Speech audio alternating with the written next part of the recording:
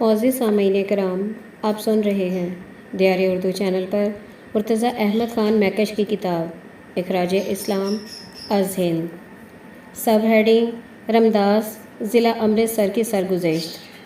مولوی مظہر الدین صاحب مظہر چشتی صابری رقم تراز ہیں۔ جولائی کے آخری عشرے میں بھائی ساکھا کی سماعت کا 7 بم بنا رہا تھا کہ کچھ بم پھٹ گئے اور وہ 7 ایک گاؤں کو ساتھ لے کر فلنار واسکر ہو گیا۔ اس واقعے کے بعد رمداس میں مسلمان سپاہیوں کی ایک گارڈ حفظ امن کے لیے متعین ہو گئی اور نماز تراویح کے بعد سے لے کر صبح کے 5 بجے تک کرفیو آرڈر لگ گیا۔ انہی دنوں میں سکھوں نے تحصیل اجنالہ کے دوسرے علاقوں میں مسلمانوں کے دیہات پر منظم حملے کرنے کی مہم شروع کر دی تھی۔ سکھوں کے جتھے مسلمانوں کے کئی گاؤں جلا کر نواں پنڈ پر حملہ آور ہوئے۔ مسلمانوں نے ڈٹ کر مقابلہ کیا اور بہت سے سکھوں کو جہنم میں واصل کر دیا۔ انچارج تھانہ دار ان کی لاشوں کو لاری میں بھر کر رمداس لے آیا، جہاں وہ کئی دن پڑی سڑتی رہیں اور بالآخر امرتسر بھیج دی گئیں۔ یہ کیفیات ماہ اگست کے آغاز میں رونما ہوئیں۔ 15 اگست کو مجھے سید فضل حق شاہ، صدر ڈسٹرکٹ مسلم لیگ امرتسر نے ایک ضروری کام کے لیے امرتسر بلوا بھیجا۔ میں ٹرین پر سوار ہو کر امرتسر کی طرف روانہ ہو گیا۔ ان دنوں ریل گاڑی فتح گڑھ چوڑیاں اور کوئلہ گجراں کے اسٹیشنوں پر نہیں ٹھہرتی تھی، کیونکہ رندھیر سنگھ بدماش ایک بھاری جتھا لے کر قرب و جوار کے دیہات کو نظر آتش کر رہا تھا۔ اس وقت رندھیر سنگھ کا جتھا فتح گڑھ کے قریب ہی تاخت و تاراج میں مصروف تھا۔ اکثر دیہات سے آگ کے شعلے بلند ہوتے دکھائی دے رہے تھے۔ حد نگاہ تک آسمان سرخ نظر آ رہا تھا۔ راستے میں جن جن مقامات پر مارکہ آرائیاں ہو چکی تھیں، ان کی زمین خون سے رنگین نظر آ رہی تھی۔ گاڑی امرتسر پہنچی تو وہاں قیامت برپا تھی۔ ہم بڑی مشکل سے مسلم لیگ کے دفتر تک پہنچے۔ سید فضل حق شاہ صاحب اور کرنل دارا بڑی شجاعت اور جانفشانی کے ساتھ امرتسر کی نواحی بستیوں سے محصور و منکوب مسلمانوں کو نکال کر شریف پورہ کے کیمپ میں لا رہے تھے۔ شریف پورہ میں مسلمان پناہ گزینوں کا ایک بے پناہ ہجوم اکٹھا ہو رہا تھا۔ محصور مسلمان کے لواحقین چیخ و پکار کر رہے تھے۔ شاہ صاحب قبلہ محصورین کو نکالنے کے لیے ٹرک بھجوا رہے تھے۔ اس وقت تحصیل ترن تارن کی حالت بہت نازک ہو چکی تھی، اس لیے ان حضرات کی توجہ زیادہ تر اس تحصیل کے مسلمانوں کو بچانے پر مبذول ہو رہی تھی۔ میں نے قبلہ شاہ صاحب سے بات چیت کی اور انہوں نے ہمیں واپس رمداس پہنچنے کے لیے ایک ٹرک دے دیا۔ ہم ابھی ٹرک پر سوار نہ ہوئے تھے کہ چند بزرگ صورت مسلمان روتے چلاتے ہوئے دفتر مسلم لیگ میں پہنچے اور فریاد کرنے لگے کہ ہمارے محلے میں سکھ جتھے ملٹری کو ساتھ لے کر گھس آئے ہیں اور مردوں، عورتوں، بچوں اور بوڑھوں کو اندھا دھند قتل کر رہے ہیں۔ قبلہ شاہ صاحب اور کرنل دارا کار میں بیٹھ کر اس محلے کی طرف روانہ ہو گئے۔ شاہ صاحب نے چلتے وقت آبدیدہ ہو کر مجھے گلے سے لگایا اور کہا، بیٹا میری شہادت کے بعد لفظ شہید میری لوہے قبر پر لکھوا دینا۔ میں ٹرک پر سوار ہوا تو ہمارے علاقے کے 3 فوجی جوان بھی اس میں آ بیٹھے۔ ٹرک ہمیں لے کر رمداس کی طرف چلا۔ ابھی ہم اجنالہ پہنچے تھے کہ پیچھے سے ایک لاری اور جیپ کار تیز رفتاری سے ہمارا تعاقب کرتی ہوئی آ پہنچی۔ جیپ کار نے آگے بڑھ کر ہمارے ٹرک کی راہ روک لی۔ لاری سے سکھ فوجی اترے اور جیپ سے ایک انگریز افسر نے چلا کر کہا کہ انہیں گھیرے میں لے لو۔ ہمارا ٹرک رک گیا تھا اور ہمارا ایک ساتھی ٹرک سے اتر کر رات کی تاریکی میں غائب ہو گیا۔ سکھوں نے شور مچا دیا کہ ڈاکو بھاگ رہے ہیں۔ انگریز افسر نے اپنی جیپ سے سرچ لائٹ پھینکی، لیکن بھاگنے والا شخص کہیں دکھائی نہ دیا۔ اب اس نے ہمیں حکم دیا کہ ہم سب لوگ ٹرک سے اتر آئیں۔ انگریز نے برین گن کی نالی میرے سینے کی طرف کر کے حکم دیا کہ ہاتھ اٹھا دو۔ میں نے کلمہ طیبہ پڑھا اور ہاتھ اٹھا لیے۔ اتنے میں تھانہ امبالہ کا مسلمان تھانے دار بھی آ پہنچا۔ انگریز افسر کے حکم سے اس نے ہم سب کی تلاشی لی، ٹرک کی دیکھ بھال بھی کی۔ جب اسے کوئی قابل اعتراض چیز نظر نہ آئی تو اس نے ہمیں لاری پر سوار ہونے کے لیے کہا اور لاری کو اپنی حراست میں لے کر امن گڑھ لے گیا۔ جہاں مسلمان فوجیوں کی ایک چوکی مقیم تھی۔ انگریز نے ہمیں ان کے حوالے کر دیا۔ وہاں ہم رات بھر رہے۔ دوسرے دن ہمیں رمداس جانے کی اجازت مل گئی اور ہم اپنے اپنے گھر پہنچ گئے۔ 16 اگست کو رمداس کے تھانے میں مسلمان سب انسپکٹر کی جگہ ایک ہندو سب انسپکٹر متعین ہو گیا اور مسلمان ملٹری گارڈ کی جگہ ڈوگرا ملٹری گارڈ آ گئی۔ اسی دن رمداس کے قریب بدوال میں سکھوں اور مسلمانوں کے درمیان مارکے کا رن پڑا۔ رمداس کے مسلمان اس مارکے میں شامل ہونے سے قاصر رہ گئے۔ 18 اگست کو حد بندی کمیشن کے فیصلے کا اعلان ہو گیا اور سکھ موٹر سائیکلوں پر سوار ہو کر قصبے بھر میں فاتحانہ طور پر گشت لگانے لگے۔ رمداس کے مسلمان اس اعلان سے بد دل ہو کر ہجرت کرنے لگے۔ پاکستان کی حد رمداس سے صرف 4 میل کے فاصلے پر تھی، لیکن بیچ میں دریائے راوی حائل تھا۔ سردار اتم سنگھ رئیس رمداس 17 اگست کی شام کو میرے پاس آیا اور مجھے اور چند سرکردہ مسلمانوں کو ہمراہ لے کر شہر کا چکر کاٹنے لگا۔ وہ مسلمانوں کو تسلی دے رہا تھا کہ گھبراؤ نہیں، تمہیں کسی قسم کی تکلیف نہ ہوگی۔ اگلے دن عید تھی۔ رمداس کے مسلمانوں نے عید کی نماز بھی پریشانی اور سراسیمگی کے عالم میں ادا کی۔ عید کے تیسرے دن تک رمداس کے سکھ لیڈر ہمیں تسلیاں دیتے رہے۔ ادھر رندھیر سنگھ کا جتھا مسلمانوں کے دیہات کو برابر تاراج کرتا چلا آ رہا تھا۔ اس جتھے نے عید کے تیسرے دن شام کے وقت روال کو آگ لگا دی۔ ہردوال کے مسلمان ایک دن قبل ہجرت کر چکے تھے۔ رمداس کے قریب دیگر دیہات مثلاً اوان، مکان شریف اور جھنگی شریف کے مسلمان بھی اٹھ چکے تھے۔ یہ حال دیکھ کر رمداس کے مسلمان بھی ہجرت کرنے لگے اور دریائے راوی کے کنارے جمع ہونے لگے۔ میں بھی اپنے خاندان کے افراد کو ساتھ لے کر رات کی تاریکی میں گھر سے نکلا۔ جٹا گاؤں کے چند نوجوانوں نے کہا کہ وہ ہمیں اپنے گاؤں میں لے جانے کے لیے آئے ہیں۔ ہم ان کے ساتھ ہو لیے اور وہاں جا پہنچے۔ رات ہم نے جٹا گاؤں کے ایک بیرونی مکان میں بسر کی، جو سکھوں کے ایک گاؤں کے عین بالمقابل تھا۔ ساری رات پہرا دیتے ہوئے آنکھوں میں کاٹی۔ صبح یہ فیصلہ ہوا کہ ہم دریا پر جانے کے بجائے واپس رمداس کی طرف جائیں اور اپنے کنویں پر، جو قصبے سے باہر کسی قدر فاصلے پر ہے، ٹھہریں۔ وہاں ہماری برادری کے اور گھرانے بھی اپنے اپنے کنووں پر بیٹھے تھے، چنانچہ ہم بھی کنویں پر چلے گئے۔ کنویں پر پہنچ کر معلوم ہوا کہ رات کے وقت ہندوؤں نے قاضی غلام مصطفیٰ کے گھر میں بم پھینکا اور شور مچا دیا کہ مسلمانوں نے بم پھینکا ہے۔ پولیس آئی اور اس نے تحقیقات کے بعد گولیاں چلا دیں۔ یہ حال دیکھ کر رمداس کے رہے سہے مسلمان بہت گھبرائے اور بھاگ نکلے۔ میں اپنے محلے کے چند مسلمانوں کو ساتھ لے کر اپنے گھر گیا۔ ہم لوگ گھر کے دروازے پر کھڑے تھے۔ ہم نے دیکھا کہ شہر کی گلیاں سائیں سائیں کر رہی ہیں اور ملٹری کے سپاہی گشت لگا رہے ہیں۔ ایک گارڈ ہماری گلی کے سامنے بھی گزری۔ ایک سپاہی نے ڈانٹ کر کہا کہ تم لوگ یہاں کیا کر رہے ہو؟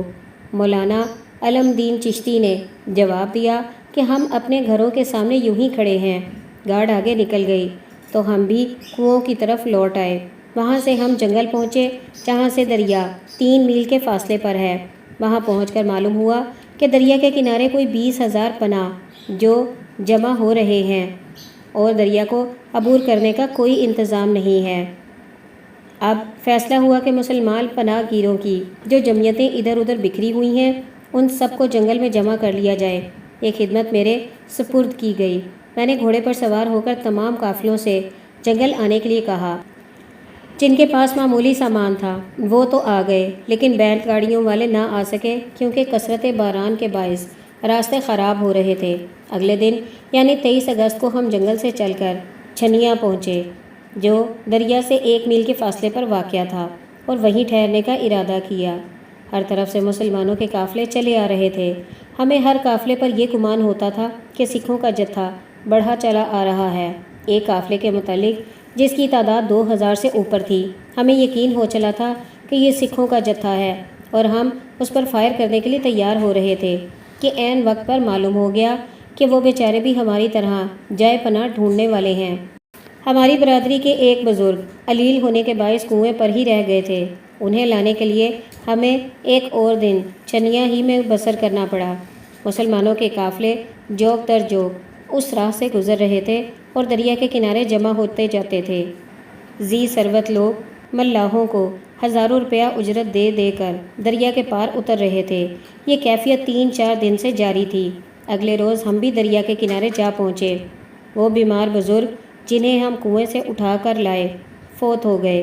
نماز عصر کے وقت ہم ان کی تجہیز و تکفین سے ابھی فارغ ہوئے تھے کہ سکھوں کا ایک جتھا مسلمانوں کے اس قافلے کی طرف آتا ہوا دکھائی دیا۔ سکھوں کی تعداد کوئی 1000 کے لگ بھگ ہوگی۔ مسلمانوں کی جمعیت 5000 سے اوپر تھی۔ مسلمانوں نے آگے بڑھ کر جتھے کا مقابلہ کیا۔ جتھا ایک ہی جھڑپ میں بھاگ نکلا۔ 2 مسلمان نوجوانوں نے کمال شجاعت کا ثبوت دیتے ہوئے سوئیاں کے تھانے دار کو، جو جتھے کے ساتھ تھا، برچھوں پر جا لیا اور اسے واصل با جہنم کر کے اس کی بندوق، اس کے پستول اور 300 کارتوسوں پر قبضہ جما لیا۔ مسلمان جتھے کا تعاقب کرتے ہوئے ان کے گاؤں قصبہ توبہ تک جا پہنچے اور سینکڑوں مسلمان قصبے کے اندر چلے گئے، لیکن انہیں واپس ہٹا لیا گیا۔ ہم نے سکھوں پر مغربی سمت سے فائر کیے اور ان کے 14 آدمی گرا دیے۔ رات کی تاریکی پھیل رہی تھی، اس لیے مسلمان واپس لوٹے اور 5 میل کا سفر طے کر کے دریا کے کنارے پہنچ گئے، جہاں ہزاروں مسلمان مرد و زن ہماری کامیابی کے لیے دست با دعا تھے۔ سب ہیڈنگ: دودھ کے پتن کا محشرستان۔ مولوی مظہر الدین صاحب مظہر رمداسی ساوری اپنی داستان کو جاری رکھتے ہوئے لکھتے ہیں، سکھوں کے جتھے کی شکست کے اگلے دن بارش ہوتی رہی۔ دوسرے دن رات کو بارش ذرا تھمی ہی تھی کہ سکھوں کا ایک جم گفیر مسلمان پناہ گیروں کے اس قافلے کی طرف آتا دکھائی دیا جو دریا کے کنارے 1 میل کے طول میں پھیلا ہوا تھا۔ مسلمانوں نے گھوڑوں پر سوار ہو کر سارے قافلے کو خبردار کیا اور بہادر اور ہمت ور اشخاص مقابلے کے لیے نکلے اور جمع مردی کے ساتھ مزاحمت کرنے لگے۔ سکھوں کی تعداد 7-8 ہزار کے لگ بھگ تھی۔ ملٹری کے دستے بھی ان کے ساتھ تھے۔ انہوں نے قافلے کے قریب پہنچ کر بارش کی طرح گولیوں کی بوچھاڑ شروع کر دی۔ مسلمانوں کے پاؤں اکھڑ گئے۔ سکھوں نے آگے بڑھ کر قافلے کو گھیرے میں لے لیا اور مسلمانوں کا قتل عام شروع کر دیا۔ چیخو پکار، فریاد و فغاں کا ایک ہنگامہ برپا ہو گیا۔ عورتیں، مرد اور بچے سراسیمہ ہو کر دریا کی طرف بھاگے اور دریا میں چھلانگیں لگا لگا کر اپنے آپ کو موجوں کے حوالے کرنے لگے۔ سکھ دریا کے کنارے پر گولیوں، برچھیوں، نیزوں، کرپانوں اور کلہاڑیوں سے مسلمان مردوں، عورتوں اور بچوں کو قتل کر رہے تھے۔ ادھر دریا کی موجیں پناہ ڈھونڈنے والوں کو غرق آب کر کے موت کی آغوش میں لے رہی تھیں۔ عصر سے لے کر مغرب تک یہ سلسلہ جاری رہا۔ سینکڑوں مسلمان سکھوں کے ہاتھوں مارے گئے، سینکڑوں نظر آب ہو گئے۔ سراسیمگی کا یہ عالم تھا کہ ماں کو بچے کی، بھائی کو بہن کی، شوہر کو بیوی کی اور بیٹے کو باپ کی خبر نہ تھی۔ مغرب کے قریب سکھوں کا جتھا مال مویشی اور بیل گاڑیوں پر لدا ہوا سامان لے کر لوٹ گئے۔ اب ہر شخص اپنے عزیزوں اور قریبوں کی تلاش میں سرگرداں پھرنے لگا۔ مجھے اپنی بیوی اور بچے دریا کی موجوں کا مقابلہ کرتے ہوئے نظر آئے۔ بچے ماں کے ساتھ لپٹے ہوئے تھے۔ بڑھ کر ان کے پاس پہنچا اور موجوں کا مقابلہ کرنے کے لیے ان کی ہمت بڑھاتا ہوا انہیں بمشکل کنارے کے قریب لایا۔ میرے ہاتھ پاؤں شل ہو گئے۔ طاقت نے جواب دیا۔ میں تن بتکتیر ہو کر انہیں خدا حافظ کہہ رہا تھا کہ 2 آدمی قریب سے گزرے۔ میں نے ان کی منت کی، انہوں نے ہمیں کنارے تک پہنچایا۔ بیوی اور بچوں کو کنارے پر بٹھا کر میں والدہ کی تلاش میں نکلا۔ ان کی گود میں میرا 4 سالہ بچہ اویس تھا۔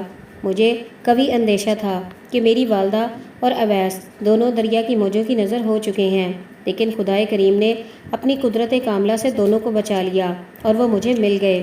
میرا بڑا ہمشیر زادہ صادق پی اے اور میری ایک امزاد بہن کے 3 جوان بیٹے اور ایک بیٹی شیر خوار بچہ سمیت دریا کی نظر ہو گئے۔ میرا ایک بیٹا رضا محمود نوری غوطے کھانے کی وجہ سے جاں بر نہ ہو سکا۔ ہماری طرح اور بہت سے خاندانوں کو اسی قسم کے صدمات اٹھانے پڑے۔ رات کی تاریکی 1000 قسم کی ہولناکیاں لے کر وارد ہوئی۔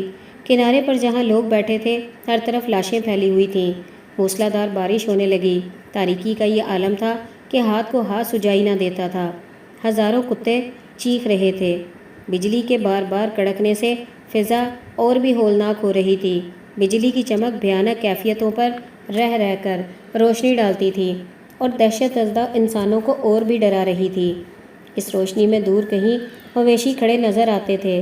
تو عورتیں چلانے لگتیں، لو وہ جتھا آ گیا۔ دہشت اور ہراس کا یہ عالم تھا کہ کئی عورتوں کے حمل ساقط ہو گئے، متعدد ہوش و حواس کھو بیٹھیں اور پاگل ہو گئیں۔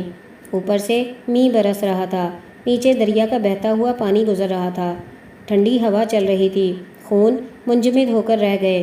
اب دریا کا سیلاب برق رفتاری کے ساتھ پھیلنے لگا۔ لوگ اٹھے اور چنیا کے گاؤں کی طرف چل کھڑے ہوئے، جو دریا سے 1 میل کے فاصلے پر تھا۔ چنیا سے سکھوں کا ایک گاؤں دھوبا 4 میل کی مسافت پر تھا، وہاں سکھوں کے حملے کا خطرہ بھی لاحق تھا۔ اگلے روز 27 اگست کو 1,500 کے قریب مسلمان چنیا کی بستی میں موت کا انتظار کر رہے تھے۔ ہزاروں دریا کے کنارے سیلاب ہی میں بیٹھے موسلادھار بارش کی سختیاں جھیل رہے تھے۔ سیلاب کی وجہ سے چنیا کی بستی اور سکھوں کے دیہات کے مابین ایک نالہ حائل ہو گیا، اس لیے حملے کا خطرہ تو جاتا رہا، لیکن دریا اور نالہ دونوں چڑھاؤ پر تھے۔ طغیانی دم بدم زور پکڑ رہی تھی اور جزیرے کی وسعت کا دامن تنگ تر ہوتا چلا جا رہا تھا۔ سب کو موت کا خطرہ سامنے کھڑا نظر آنے لگا۔ کوئی کلمہ طیبہ پڑھ رہا تھا، کوئی آیت کریمہ کا ورد کر رہا تھا، بعض لوگ لیڈروں کی شان میں بے نقط قصیدے سنا رہے تھے، بعض شومی اعمال کے اور ناسازی بخت کے شکوے کر رہے تھے، بعض خدا کی ہستی سے انکار کرتے سنائی دے رہے تھے۔ چند یوم اسی عالم میں گزر گئے۔ بارش تھم جانے کے باعث دریا اور نالے کا پانی اترنے لگا، کشتیاں ناپید ہو چکی تھیں۔ بیل گاڑیاں لانے والوں نے گاڑیاں توڑ کر ان کے تختوں کو رسوں سے باندھا اور اپنے خاندانوں کو ان تختوں پر سوار کر کے پار جانا شروع کر دیا۔ کئی خاندان اس طرح دریا کو عبور کر گئے اور کئی بامشکل واپس آنے میں کامیاب ہو سکے، کیونکہ ان کے افراد تیرنا نہیں جانتے تھے۔ نالہ پایاب ہو رہا تھا، اس لیے سکھوں کے حملے کا خطرہ روز بروز بڑھ رہا تھا۔ چند روز کے بعد ملاح بھی 2 کشتیاں لے کر نمودار ہوئے اور سینکڑوں روپے لے کر لوگوں کو پار پہنچانے لگے۔ حشر کے اس عالم میں بھی لوگوں کو دولت سمیٹنے کی فکر لاحق تھی۔ بعض لوگ دلال بن کر روپیہ کماتے تھے، لوگوں سے پیشگی وصول کر کے آنکھ تک نہ ملاتے تھے، بلکہ استفسار پر مغالطات سناتے تھے۔ ملاح ایک کشتی میں مسافروں کو لادتے تھے، منجدار میں ان کے سامان کو دریا میں پھینک دیتے تھے، دوسرے ملاح اس سامان کو لپیٹ کر دوسری کشتی میں لاد لیتے تھے۔ ان طریقوں سے اور اس حال میں لوگ دریا کو عبور کرتے رہے۔ ہم نے ملاحوں کو 600 روپے دے کر 10ویں روز 21 اگست کو دریا عبور کیا اور پاکستان کی سرزمین پر قدم رکھا، جہاں قسم پرسی اور حکام کی سنگ دلی کے مصائب ہمارا انتظار کر رہے تھے۔ تھی خدا پر ایک نظر اور ناخدا پر ایک نظر، وہ بھی کیا عالم تھا جب کشتی سرے ساحل نہ تھی۔